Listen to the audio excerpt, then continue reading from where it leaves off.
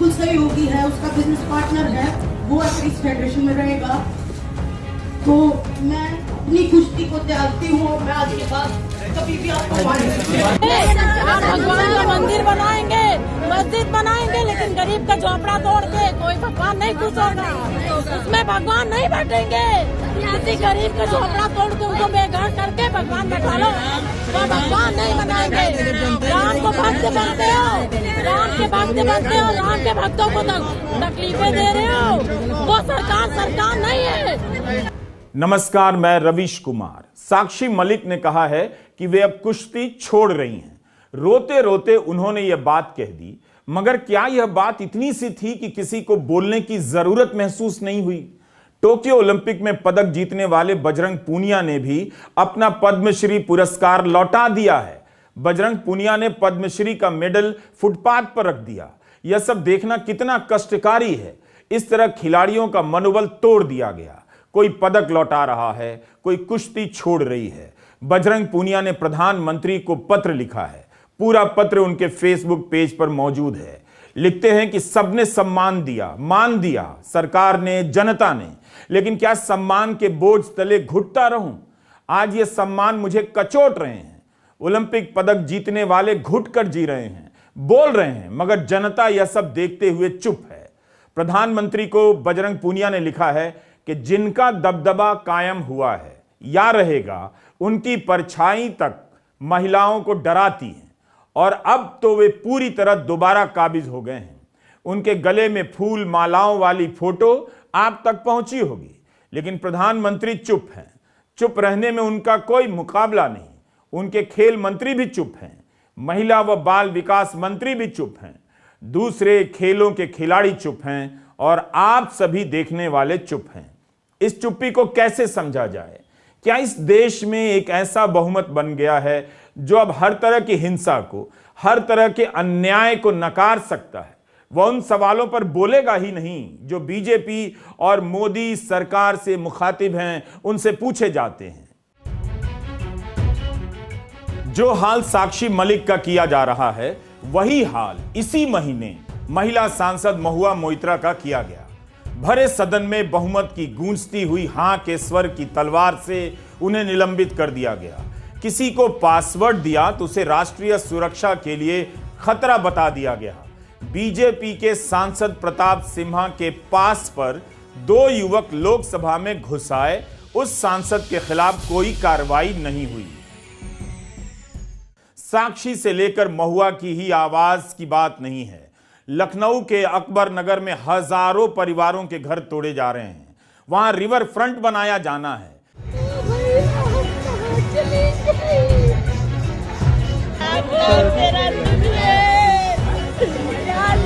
गरीबों की मदद करो। गरीब का झोपड़ा तोड़ के कोई भगवान नहीं खुश होगा, उसमें भगवान नहीं बैठेंगे। जो गरीबों को बेघर कर दे, जो बेसहारों को सहारा छीन ले, वो सरकार नहीं है।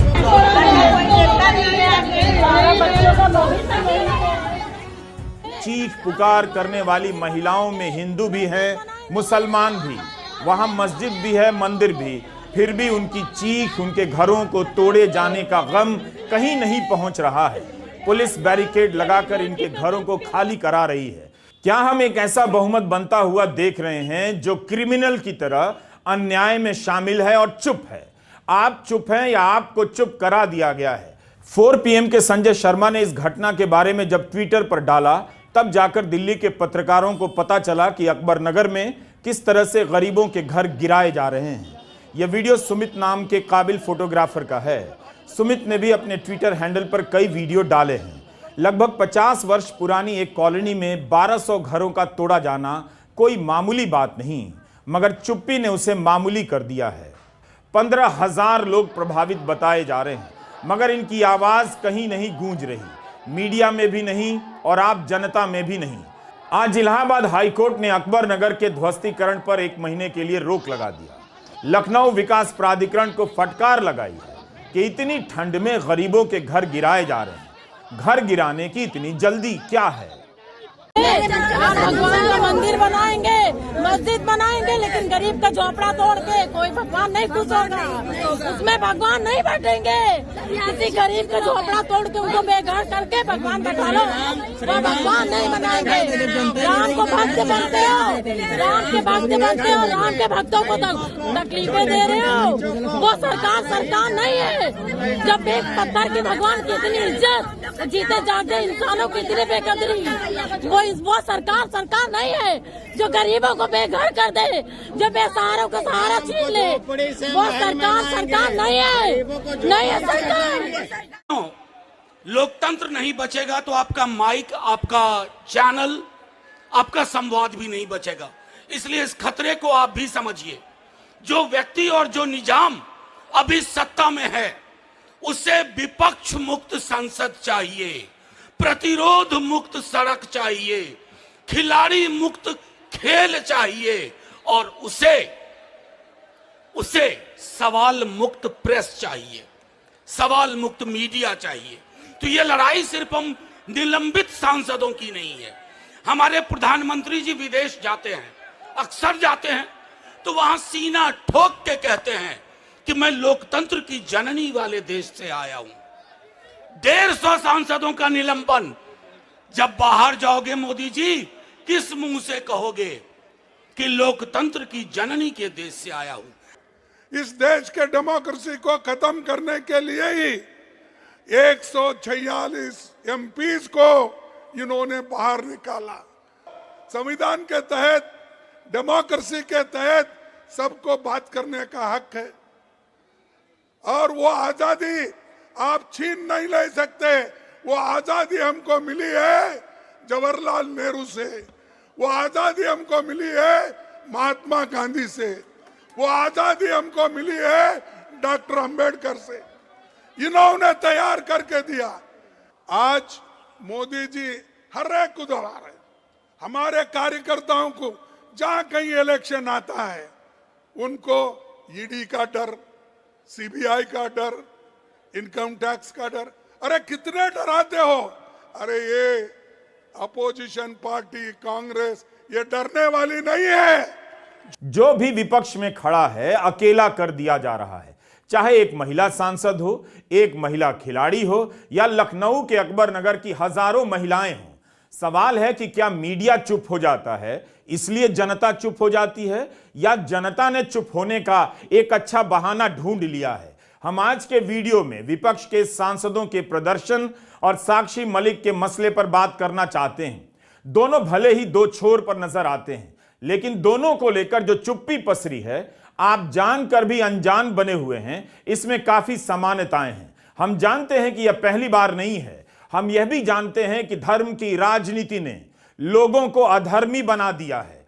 उनके पास धर्म के नाम पर भी कोई नैतिकता नहीं बची है जिसके दम पर वे इस गलत का विरोध कर सकें।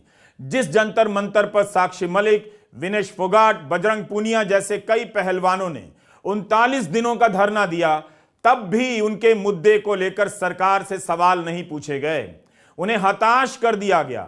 आज उसी जंतर मंतर पर विपक्षी दलों के कई नेता जमा हुए। 146 सांसदों का निलंबन किया जाना कोई छोटी घटना नहीं। विपक्ष को निलंबित कर लोकसभा और राज्यसभा से कितने महत्वपूर्ण कानून पास कर लिए गए। बहस होती तो उन कानूनों के अच्छे बुरे पहलू का आपको पता चलता, मगर भारतीयता की चादर में लपेटकर भारत की आकांक्षाओं का गला घोंटा जा रहा है। गिनाने के लिए 146 सांसद हैं, कई दल हैं, फिर भी उनकी आवाज कहीं सुनाई नहीं देती। सबका बोलना उनके अपने अपने ट्विटर हैंडल और यूट्यूब चैनल तक सिमट गया है। विपक्ष के सांसद लगातार प्रदर्शन कर रहे हैं, मगर हर तरफ सन्नाटा पसरा हुआ है। यह सन्नाटा क्या उस बहुमत को बेचैन ही नहीं करता कि देश किस दिशा में जा रहा है? मीडिया सवाल नहीं करता, संसद में सवाल करने वाला विपक्ष बाहर कर दिया जाता है। विपक्ष की लड़ाई में जनता कहां है और चुप क्यों है?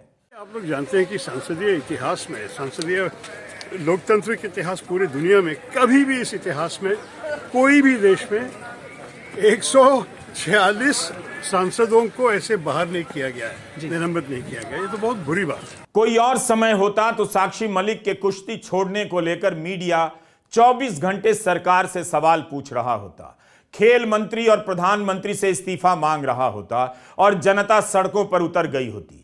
यह वो समय है जब जनता अपनी हाउसिंग सोसाइटी के व्हाट्सएप ग्रुप में एक समुदाय के प्रति नफरत का वीडियो गेम खेल रही है, अपने बच्चों को दंगाई बना रही है, नफरत के पक्ष में बोलना सीख रही है। क्या आज के दौर की जनता का यही सही चित्रण होगा? क्या हम इस लोकतंत्र में चुप्पी का बहुमत बनता देख रहे हैं? लोग उसी वक्त क्यों चुप हो जाते हैं जब बीजेपी के सांसद पर यौन शोषण के आरोप लगते हैं? लोकसभा में बीजेपी के सांसद सहयोगी सांसद को धर्म के नाम पर गाली देते हैं और बीजेपी सांसद के पास पर 2 युवक लोकसभा में कूद जाते हैं। लोग इसी वक्त क्यों चुप हो जाते हैं? प्रधानमंत्री सवालों के जवाब नहीं देते। यह सवाल क्यों नहीं है? चुप्पी का यह बहुमत विपक्ष के खिलाफ तो बोलता है मगर बीजेपी पर नहीं बोलता। क्या यह देश तभी बोलेगा जब मीडिया बोलेगा? मीडिया ने बोलना छोड़ दिया तो क्या देश ने भी बोलना छोड़ दिया है? बात केवल साक्षी मलिक की नहीं है। हर दूसरा नेता इस चुप्पी को समझने के लिए आज के समय में जूझ रहा है। वो कारण जानता है, बस साफ साफ नहीं बोलता कि जनता ने संविधान की नैतिकता को छोड़कर धर्म की अनैतिकता की चादर ओढ़ ली है। धर्म उसका बहाना नहीं, जरिया है सत्ता की बेईमानियों पर चुप रहने का। नेता सीधे सीधे ये बात नहीं बोल पाते, लेकिन बात यही है। अब देखिए, मीडिया में यह बात नहीं आई कि देश में बेरोजगारी है। नहीं, मीडिया ने देश में बेरोजगारी की बात नहीं की। मीडिया क्या कहती है? मीडिया कहती है कि पार्लियामेंट के बाहर सांसद लोग बैठे थे, वहां पे राहुल गांधी ने वीडियो ले लिया। मतलब इन्होंने यह नहीं कहा कि 150 सांसदों को बाहर कर दिया, पार्लियामेंट के बाहर खड़ा कर दिया। यह सवाल मीडिया ने नहीं पूछा। क्यों किया, कैसे किया? अमित शाह से सवाल पूछा कि भैया आप होम मिनिस्टर हो, ये 2 युवा जंप करके कैसे आ गए? बेरोजगारी पे 2 सवाल पूछे और 150 लोगों को उठा के बाहर कर दिया। मीडिया ना बेरोजगारी की बात करती है,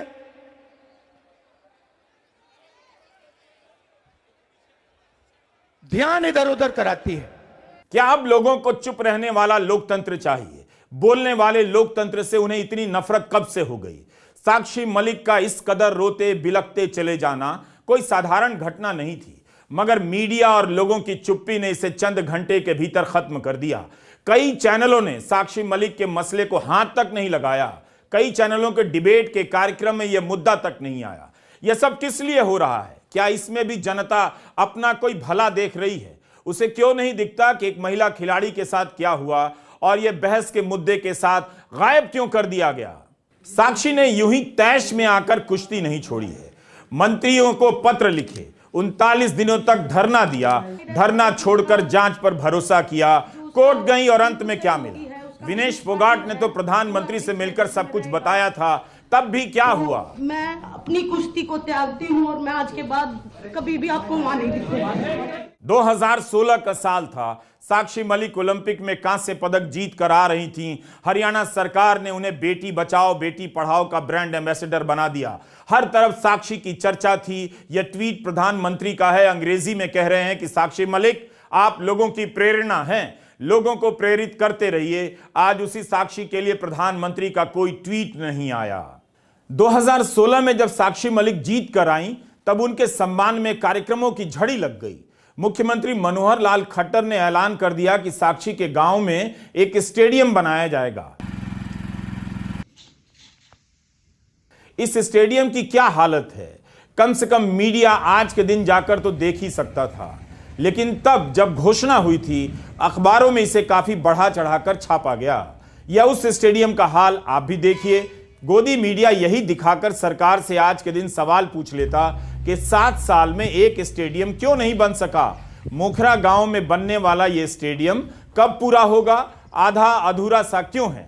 साक्षी के ताऊ ने कहा कि अब तो गांव के लोग ही आपस में सहयोग कर इसे आगे बढ़ा रहे हैं, मगर काम बहुत धीमी गति से चल रहा है। सन 16 में जब साक्षी जीत के आई तब बहादुरगढ़ से ही मुख्यमंत्री जी ने जो ना इसकी घोषणा करी थी कि भाई साक्षी को कि वहाँ मैं स्टेडियम बना दूँगा, और ज़्यादा घूम फिरने के बाद उन्होंने मंजूर किया है। और वो अब भी जो जगह तो बड़ा अधूरा बना नहीं है। अब ये देख लो जी, लगभग ये 5-6% हुआ होगा, बस 10% मान लो। डिले ये हो रहा है, ठेकेदार कह रहा है कि पैसे समाप्त हो गए।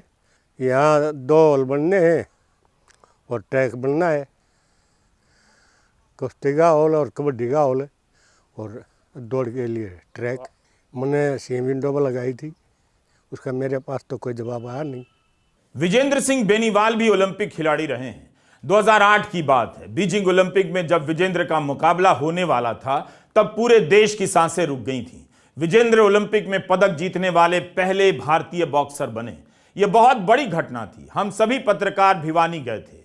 विजेंद्र के घर के बाहर ओबी वैन लगाने की जगह नहीं मिल रही थी। दरवाजे से लेकर खिड़कियों तक के इंटरव्यू हो रहे थे। जो भी उस घर में आता था विजेंद्र का चाचा, मामा, ताऊ बनकर इंटरव्यू दे रहा था। आज उसी विजेंद्र की आवाज भी चुप्पी के इस लोकतंत्र में खो गई है। उन्हें भी लगता है कि कोई नहीं सुन रहा। आज जब विजेंद्र कांग्रेस मुख्यालय में प्रेस कॉन्फ्रेंस करने आए तो उनकी बातों में भी उस चुप्पी की बेचैनी झलक रही थी जिसे देश ने ओढ़ ली है। इस चुप्पी की केवल जुबान नहीं है, आंखें भी नहीं हैं। लगता है लोगों ने देखना भी छोड़ दिया है। बस मेरे 1-2 छोटे-छोटे सवाल हैं कि अगर ये आपकी किसी माँ, बहन, बेटी के साथ हुआ होता, क्या तब भी आप लोग ऐसे ही चुप रहते, या मोदी सरकार तब भी ऐसे ही चुप रहती? इस खेल के जो इन्होंने प्रोटेस्ट किया था उसको तरह तरह से बदनाम करने की कोशिश की गई। उसको कहा गया कि आप किसी कांग्रेस पार्टी से प्रेरित हैं, उसको कहा गया कि आप ये तो जाटों का एक प्रोटेस्ट है। तरह तरह के एलिगेशन लगाए गए। मैं गया वहाँ, पहले दिन से उनके साथ था। मैं अब भी साथ हूँ और आगे भी साथ रहूँगा, बिकॉज मुझे मालूम है कि खिलाड़ी की जो पीड़ा होती है वो इतनी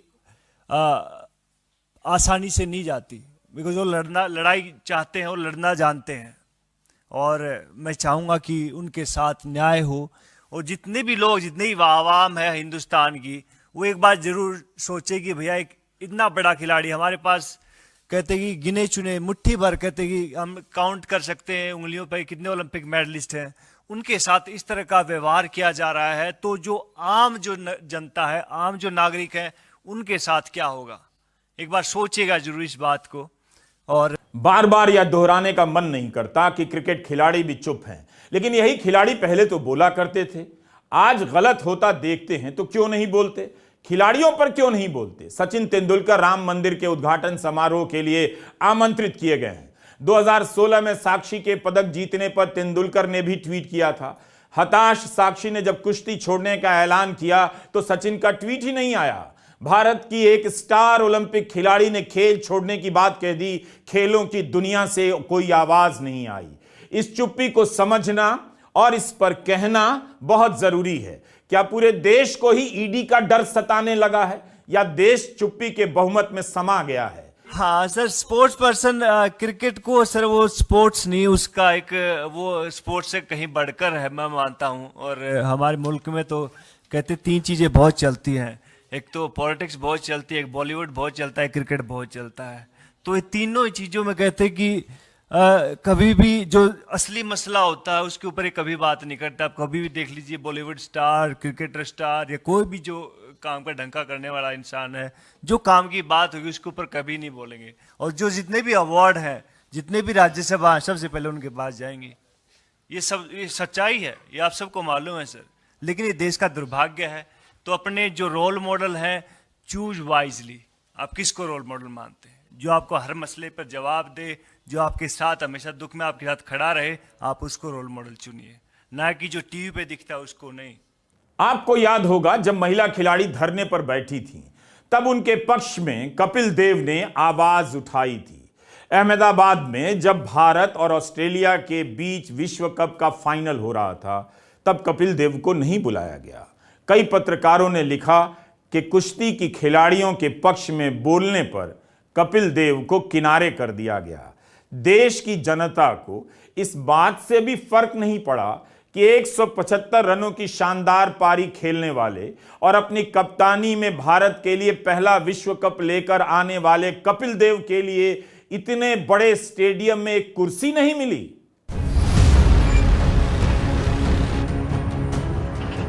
बृजभूषण सिंह का जलवा तो है। यौन शोषण के आरोपों के बाद भी पूरी पार्टी उनके साथ खड़ी रही। यह वो पार्टी है जो विपक्ष को हर दिन संवैधानिक और धार्मिक मर्यादा का पाठ पढ़ाती है, लेकिन खुद जब बारी आती है तो चुप हो जाती है। आखिर सबने देखा कि 39 दिनों के धरने के बाद भी सरकार ने एफआईआर नहीं कराई।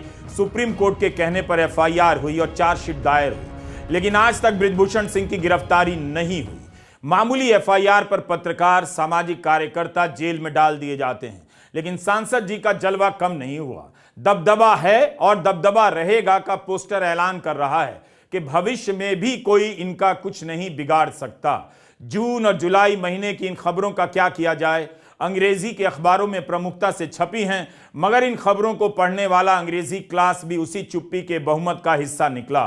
दिल्ली पुलिस ने अपनी चार्जशीट में लिखा है कि एक केस में महिला खिलाड़ी ने आरोप लगाया है कि उसके साथ बार बार यौन शोषण किया गया। इसके बावजूद इसी दिल्ली पुलिस और सरकारी वकील ने कोर्ट में बृजभूषण सिंह की बेल को चैलेंज तक नहीं किया। उमर खालिद की जमानत को चुनौती देने में पुलिस कितना आगे रहती है। छेड़छाड़ और यौन शोषण के अन्य मामलों से जुड़ी 15 घटनाओं का जिक्र है। ट्रायल पूरी नहीं हुई और अंतिम फैसला नहीं आया, मगर जून और जुलाई की यह हेडलाइन कह रही है कि इतने गंभीर आरोपों के बाद बृजभूषण सिंह पर राजनीतिक कार्रवाई तो होनी ही चाहिए थी, मगर वे लगातार संसदीय कार्यों में हिस्सा लेते रहे, भारतीय जनता पार्टी के खास बने रहे। साक्षी मलिक, विनेश फोगाट और बजरंग पूनिया को अदालत से न्याय मिलना बाकी है, मगर कुश्ती संघ के चुनाव में उन्हें न्याय नहीं मिला। भारतीय कुश्ती संघ का चुनाव जीतने वाले संजय सिंह ने कहा है कि वे राजनीति का जवाब राजनीति से देंगे, कुश्ती का जवाब कुश्ती से देंगे। बृजभूषण शरण सिंह ने कहा है कि उनकी नहीं, देश भर के पहलवानों की जीत है। दिल्ली के ओलंपिक भवन में मतदान हो रहा था, वहां संजय सिंह की जीत की घोषणा बृजभूषण शरण सिंह के दामाद विशाल सिंह ने की। विशाल भी इससे पहले की कमेटी के सदस्य रहे हैं। बृजभूषण सिंह के सरकारी आवास के बाहर लगा यह पोस्टर बता रहा है कि उनका कोई कुछ नहीं बिगाड़ सकता। पोस्टर पर लिखा है दबदबा रहेगा। यह भी लिखा है कि भगवान भी यही चाहता है। इसका मतलब तो यही है कि भगवान से नीचे किसी के बस की बात नहीं कि बृजभूषण सिंह को कुश्ती संघ से बेदखल कर दे। इसी घर के भीतर कुश्ती संघ का दफ्तर है। आरोप है कि वहीं पर छेड़खानी और यौन शोषण की कई घटनाएं हुई हैं। अब सोचिए कि यहां कौन जाएगा इसी घर में जहां इतने संगीन आरोप लगे। कांग्रेस मुख्यालय में आज सुबह सुबह इसी मसले पर प्रेस कॉन्फ्रेंस हुई।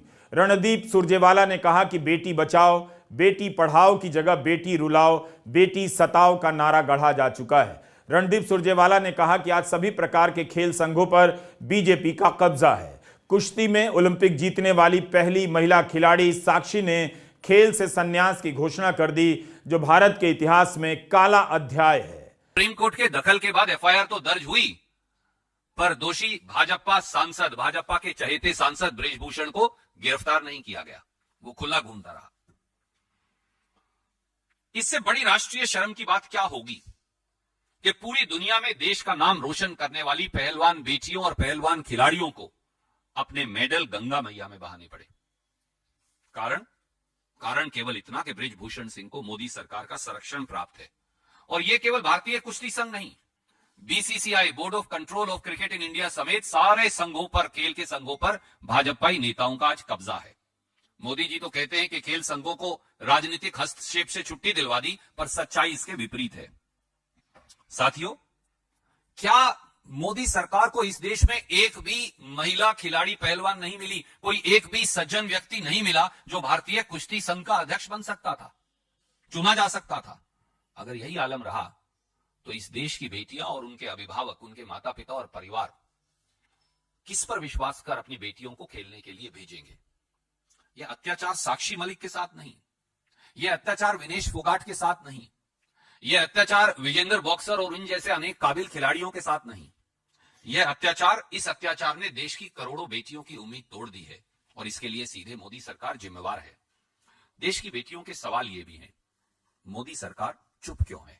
जून के महीने में खेल मंत्री अनुराग ठाकुर ने तो यही कहा था कि कौन अध्यक्ष बनेगा, कौन सचिव बनेगा, इसके चुनाव में पहलवानों की भी बड़ी भूमिका होगी।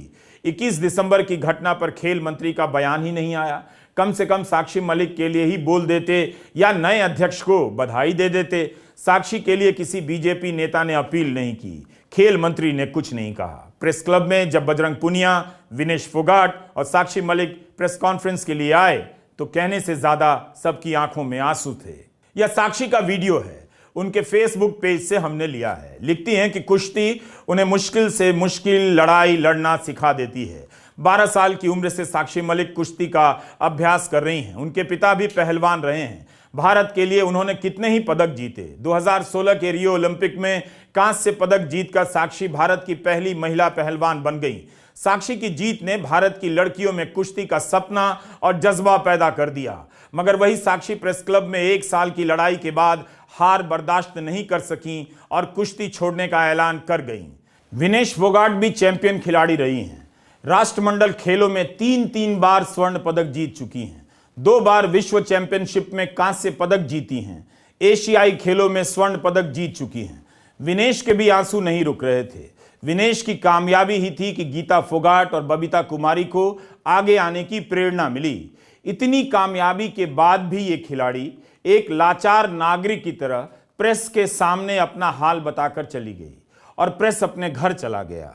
आपको तय करना ही है, करना पड़ेगा कि यह मीडिया किसके लिए चुप हुआ, बृजभूषण शरण सिंह के लिए या उस सरकार के लिए जिसके लिए वह दिन रात डफली बजाता है। इतना कुछ हो गया, प्रधानमंत्री का कोई बयान नहीं आया।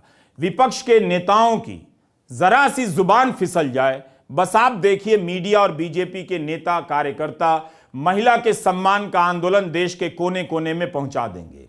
इस समय चुप्पी का आंदोलन चल रहा है और लोग हिंदू सुख में डूबे हुए हैं। नमस्कार, मैं रवीश कुमार।